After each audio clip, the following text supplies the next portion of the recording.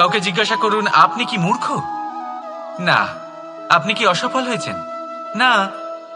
আপনি কি বিবেকহীন? না। এবার বলুন, আপনি জীবনে মূর্খ ও বিবেকহীন হবার জন্য কোনো ভালো পরিকল্পনা বানিয়েছেন? উত্তর পাবেন না। কারণ কোনো পরিকল্পনা বানানো হয় না যাতে আপনি মূর্খ বা অসফল হন। মানুষ মূর্খ বা অসফল তখন হন যখন কোনো পরিকল্পনাই থাকে না।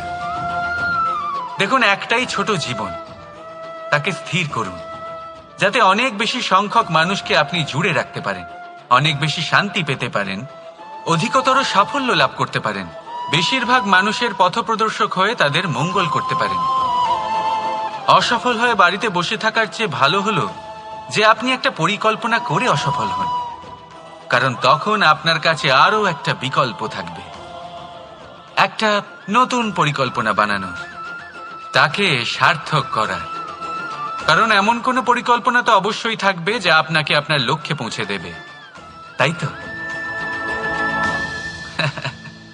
রাধা রাধা। সূর্য কারোর জন্য হলেন শক্তিদাতা ঈশ্বর, আবার কোনো প্যাঁচার জন্য হলো চোখ বন্ধ করে দেওয়ার মতো তীব্র আলো। নদী কারোর জন্য হলো তৃষ্ণা মেটানোর স্রোত, আবার কারোর জন্য বন্যারূপী বিনাশকারী আশঙ্কা। সাগর কারোর জন্য হলো নোনা জলের ভান্ডার, আবার কারোর জন্য অগন্তি প্রাণী জগতের সম্ভার। প্রশ্ন হলো, প্রত্যেক ব্যক্তির জন্য প্রত্যেক অনুভূতি বা বস্তুর সারমর্ম আলাদা কেন হয়ে থাকে? যা কারোর জন্য হলো বিষ, তা অন্য কারোর জন্য অমৃত কেন? যা কারোর জন্য অমৃত, তা অন্যের জন্য বিষ কেন? উত্তর বড়ই সোজা। আমরা বস্তু বা অনুভূতিগুলিকে সেভাবে দেখি না যেরকম তা হয়ে থাকে। আমরা বস্তু বা অনুভূতিকে সেভাবে দেখি যেরকম আমরা হয়ে থাকি। এবার এর উপায় কি হতে পারে? নিজেকে পরিশুদ্ধ করুন, সব কিছুই শুদ্ধ হবে। রাধা রাধা। প্রেম, ঘৃণা, এই দুই হলো একই শব্দ। কিভাবে? দেখুন না, দুটোতেই আড়াই অক্ষর রয়েছে। দুটোই হলো সেই অনুভূতি যা আমাদের মনের সাথে জড়িত, আর এই দুই অনুভূতির সাথেই জড়িত মানুষ আমাদের জন্য গুরুত্বপূর্ণ। পার্থক্য শুধু এটাই যে প্রেম পায় সম্মান আর ঘৃণাকে করা হয় অবজ্ঞা। এরকম কেন?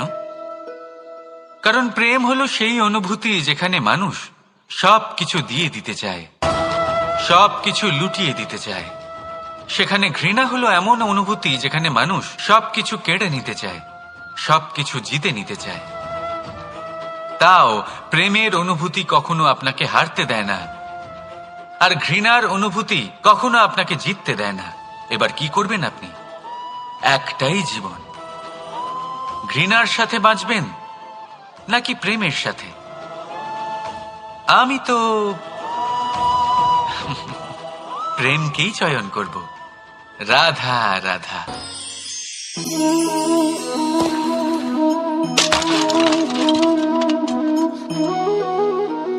এ কি হলো? আমি আঘাত পেতেই এটা হাত থেকে পড়ে গেল কেন? ভেঙে গেল কেন? এবার আপনি বলবেন, এরকমই তো হয়ে থাকে এই জীবনে, এই সংসারে। আঘাত লাগার পরে আমাদের হাতে যা থাকে তা পড়ে যায়, যা তৈরি হয় তা ভেঙেও যায়। কিন্তু এটা কি সত্যি?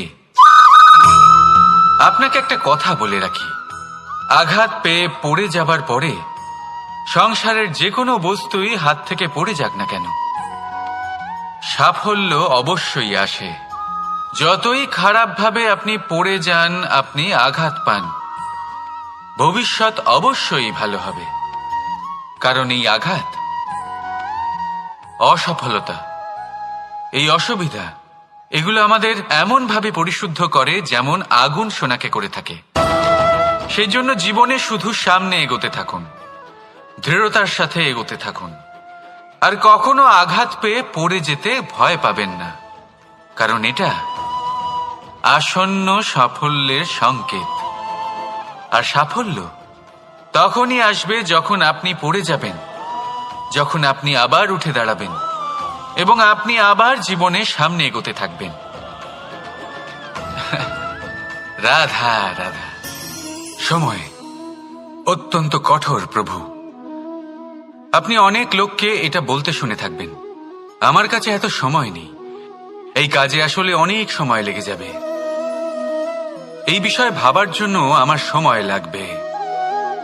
আচ্ছা, আমি আপনাকে একটা কথা বলে রাখি, যদি আপনি এটা নিশ্চিত করার জন্য বেশি সময় নিয়ে ফেলেন যে আপনার কি করা উচিত, তাহলে সময় এটা নিশ্চয়ই করে নেবে যে আপনার সাথে কি করা যেতে পারে।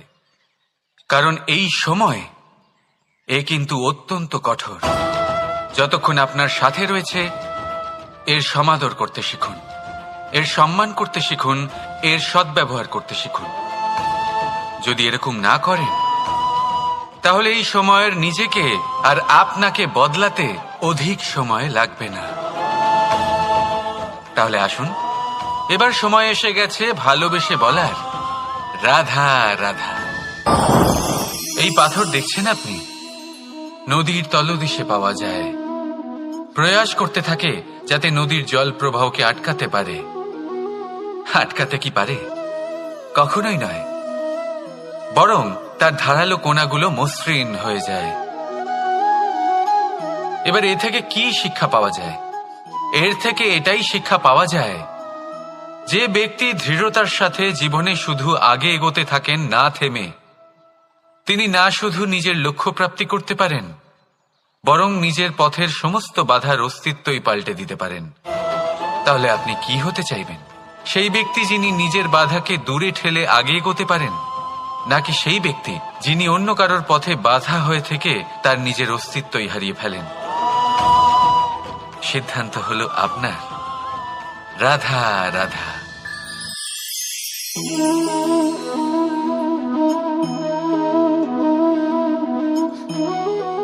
এই শুকনো পাতা দেখতে পাচ্ছেন?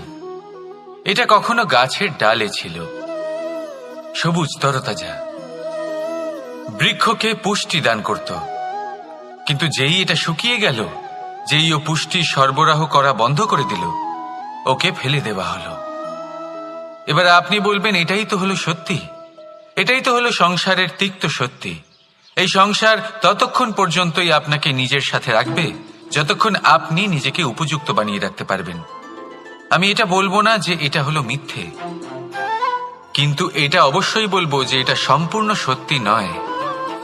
সম্পূর্ণ সত্যি হলো এটাই যে যদি আপনি চান তাহলে চিরকালের জন্য সংসারকে পুষ্টি দান করতে পারেন, আর চিরকালের জন্য সংসার আপনাকে নিজের সঙ্গে রাখতে পারে। কিভাবে? এই শুকনো পাতার উদাহরণই আপনাকে দিচ্ছি। এই শুকনো পাতা প্রথমে টুকরো হবে, তারপরে বৃষ্টির জলের সাথে গলে যাবে, তারপর সার হবে, তারপর সেই বৃক্ষের গোড়াতেই সমাহিত হবে, একটা নতুন অঙ্কুরকে একটা নতুন জীবন দেবে। তাহলে আপনি ভাবুন, আপনি নিজের জীবনের সাথে কি করতে চান? যদি কখনো আপনি পড়ে যান, অসফল হয়ে থাকেন, তাহলে আপনি কি এই উৎসাহ হারিয়ে ফেলবেন, নাকি আবার উঠে দাঁড়াবেন আর আবার এক নতুন সংসারের রচনা করবেন? সিদ্ধান্ত আপনার। রাধা রাধা।